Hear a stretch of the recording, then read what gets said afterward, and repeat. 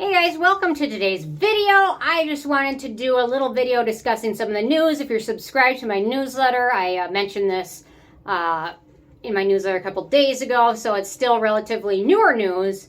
And so far this is all allegations. None of this has been proven or decided in court, so keep that in mind because all of this at this point is just allegations. They haven't been proven, and I'm just going to go with what this company is saying. So this company is saying that Paula's Choice brand is being sued over false claims related to animal testing, and there's a law firm that's suing this, and it's going to be in class action court. And so this kind of goes back, so just kind of come roll around with me, and I'll link to it below and you can read more about it. So basically this brand is stating that Paula's Choice has been selling their products in China, and when they started selling them in China, they required animal testing, and the brand knew about that, and the brand didn't care, and they misrepresented their cruelty-free and leaping bunny status. And at first, so Paula's Choice, since Paula owned them, it's now been sold two different times. Once to, I think, a venture capitalist firm, and then now, second, the company that owns it now is huge. It's Unilever, and they're not exactly the most cruelty-free company out there. So anyway, so they say that overall this brand has been falsely claiming to be cruelty-free. And at first, just upon reading this, I thought, well, Unilever's out to make money. They're probably the one that started this.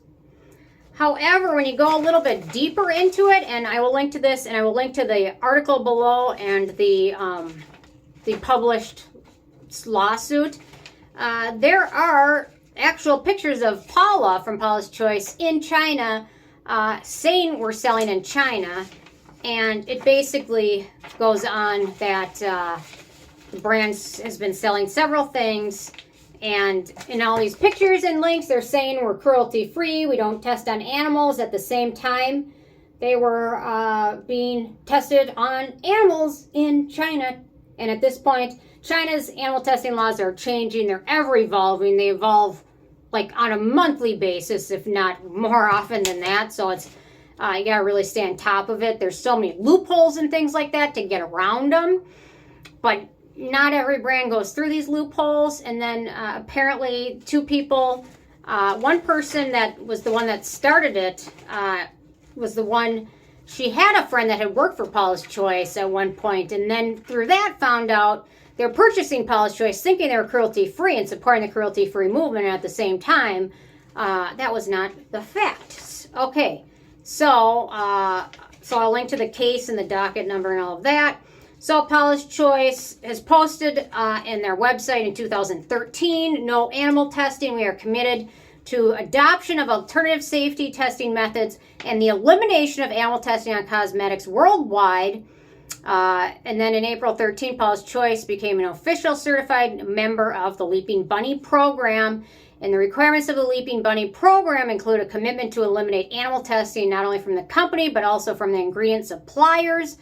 The result is a product guaranteed to be 100% free of animal testing. The program administered by a coalition of animal rights, including the Humane Society. Last but not least, we support many animal-centered charities, such as the Humane Society and the ASPCA. We are also a pet-friendly office. Many of our employees bring our beloved dogs with them. Sometimes when a brand lays it on a little thick, you should always be a little bit sketchy. And I will say, there's been tons of different class action lawsuits filed against tons of different companies.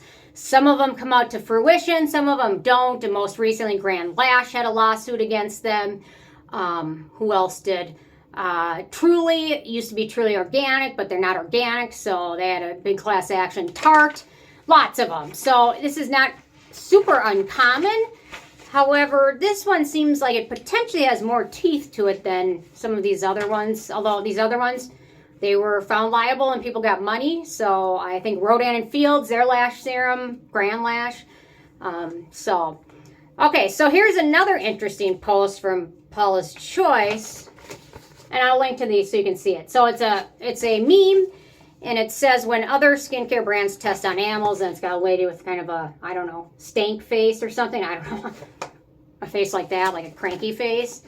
And I said, we're using International Rabbit Day as an opportunity to remind you we're cruelty-free. So, I mean, they've been like, we're cruelty-free, we're cruelty-free, we're cruelty-free. Every bottle, we're cruelty-free. Does this have anything on it? I just picked this up the other day, but this doesn't have anything on it. So, anyway, okay.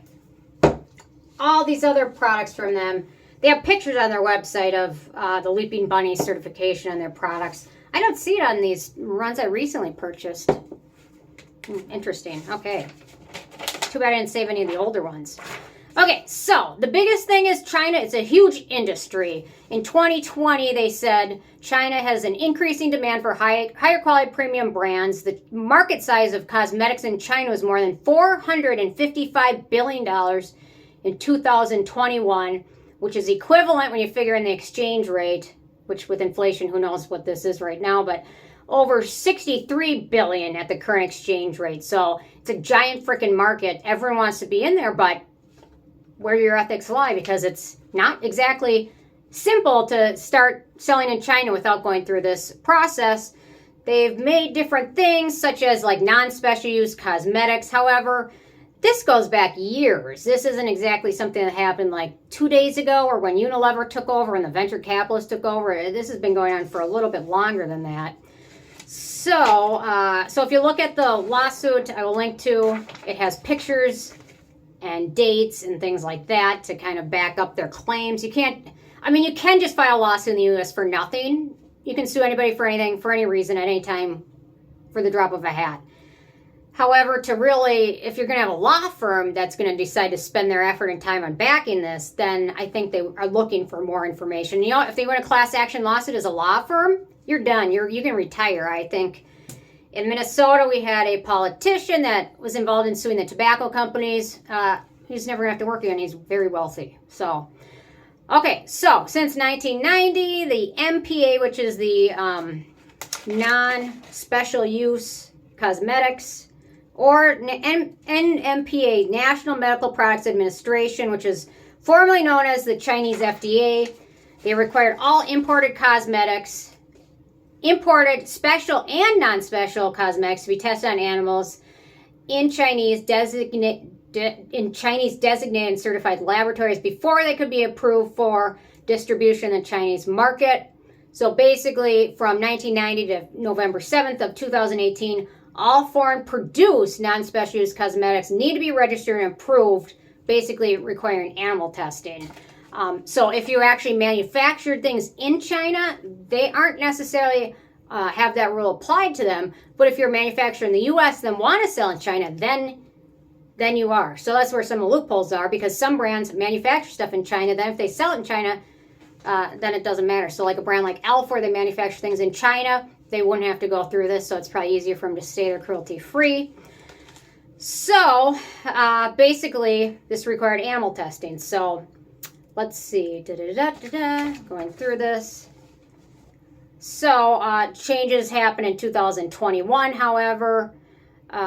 Since 2014, a cosmetic company can also get exemptions from animal testing by setting up or using domestic manufacturing facilities in China. It does not apply to special use cosmetics. Paula's Choice, this is where the interest starts to get real. Paula's Choice began selling skincare products in China in 2009, which was before all this happened. So to go through the loopholes, either Paula's Choice was manufacturing the stuff in China or importing it from here where it was made to China, and then if it was imported, it had to be tested, as far as I understand. Anyway, let's see. The Paula's Choice registered at least 60 products, including one special use cosmetic with sunscreen with the Chinese FDA in China from 2009 to 2020.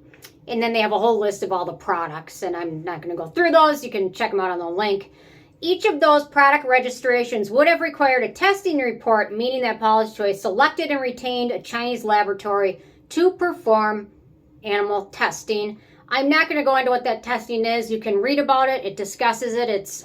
I don't like it. I don't like reading about it. I don't like thinking about it, especially growing up. I had hamsters, and thinking about it is not fun. I get that some things need to be tested for safety, but I just don't know if we're at that point still. You know what I mean? I don't know. Okay, especially with everything we can do in vitro and things like that. So basically, this brand from 2009, I'm trying to think of when it was first sold to venture capitalists. This was before I really got into skincare. So, but there's pictures of Paula's Choice in China with Chinese FDA, things like that. There's posts on Instagram, things like that. There's posts on the website. So each examination testing report required Paula's Choice products, required them to be tested on animals by the respective Chinese labs selected during the registration process. And then each product also lists the Paula's Choice or its agent as a manufacturing product. And there's copies of all those tests. Obviously, they got approved because they passed and they were being sold there. Let's see.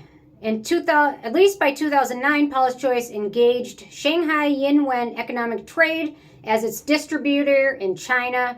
So they got a distributor so they could sell there. It's a $63 billion market. I will say there was a post on Paula's Choice that they showed about them bragging that they didn't sell in China because even though it's a huge market and we're really doing ourselves financial disservice, we're not selling because of the animal testing thing. And then in the meantime, that's what they're doing. So, and at some point they were talking about moving, if you sell in Hong Kong, then this testing isn't required. So you could sell out of Hong Kong. I've also read that there's special websites. If your product isn't in a brick and mortar store, then it is different. If you're not in a brick and mortar store, then maybe you bypass it. I'm not exactly sure if that really works though, because technically if somebody has an irritation or reaction to it, from what I understand, it can get pulled and tested no matter what. That's my understanding. I could be wrong. Correct me. It's very, very detailed information, and such a small subset of everything related to skincare and cosmetics. But it's very important because with all this, the devil is in the details with everything. With everything, the devil is always in the details. So it's important to know the details. So in 2010, Paula traveled to China to promote Paula's Choice entry into China, and then even posted on their website. Looks like I'll be going to China in September for media interviews. Paula's Choice is available in China at paulaschoice.com.cn, which would be their Chinese. There's pictures of the products being for sale. I don't read Chinese, but it's in the document. So if you read Chinese, you could check it out. So to avoid animal testing, Paula's Choice could have availed itself to the 2014 regulations that allowed companies to manufacture non-special use cosmetics in China rather than import them. Instead, they continued to register and sell imported products in China from 2009 to 2020, an approach that then required animal testing for every product. Although foreign companies have been able to set up domestic manufacturing to avoid these special tests, they waited until 2021 to then start engaging domestic manufacturers. They then began bottling its products in China so they could sell to China. But at that point, the testing has been done. I guess if you want to sell new products and have them tested, then you could do that. So then there's a list of Paula's Choice products registered by the Chinese FDA per year. These are all, each one that says one is one that's been tested on an animal, I assume. So so basically there's a lawsuit. This person, for them, cruelty-free is a huge issue. It's mainly one that they make if they're going to purchase something or not. If it's cruelty-free, I might purchase it. If it's not cruelty-free, it's automatically out. So it's a gal, it might be a guy, Jesse, from Seattle. So anyway, so they bought this based on believing it was cruelty-free. So the class action, they filed this, and sounds like, I mean, class action stuff takes time. We probably won't know anything. Might be a year, might be 2 years. You never know. I'm thinking like the tobacco trials and things like that took maybe several years, long time. So at this point, anybody that's purchased a Paula's Choice product, I guess I would keep an eye on this, because if they do win, everybody will get something. The lawyers will get pretty much everything, and then we'll get like $5 or something like that. So anyway, so this is interesting. I will link to all this below because it's pretty fascinating when you start looking at things like that. And man, when I started blogging about skincare and beauty and things like this, I never knew there'd be so much drama. I just had no clue. Lawsuits, people lying, more people lying. And anyway, I guess, when it comes to money, Some people will do anything to make a buck. Not everybody, but some people. So there we go. I'm interested in your thoughts. Obviously, this is all alleged. I haven't seen any response to this or anything like that. I'm assuming lawyers for Unilever are probably looking at this as we speak, and they'll probably have a rebuttal. And yeah, so anyway, leave a comment with your thoughts. And you know, it was interesting. So it was posted on Reddit. So everyone's asking for dupes for different Paula's Choice products. So yeah, we'll definitely be finding out more in the near future or late future. But at this point, I don't know what to believe. There's so many brands that, and so many different regulations and things like that change so often. So it's definitely an area to stay on top of. And it's interesting. You can look up one brand and find 50% of websites that say they're cruelty free, and then you find another 50% of websites that say they're not cruelty free. So it just shows you how varied the laws are, and how many countries there are, and how many organizations there are, and how many different FDA departments there are in every country, and how many different manufacturers there are and distributors. It's amazing. Anyway, there we go. Interested in hearing your thoughts. Leave them below. I can't wait to hear what your guys' thoughts are, because you always have some really good input. So leave it below, and I will see you guys more tomorrow. Thanks so much. Bye, guys.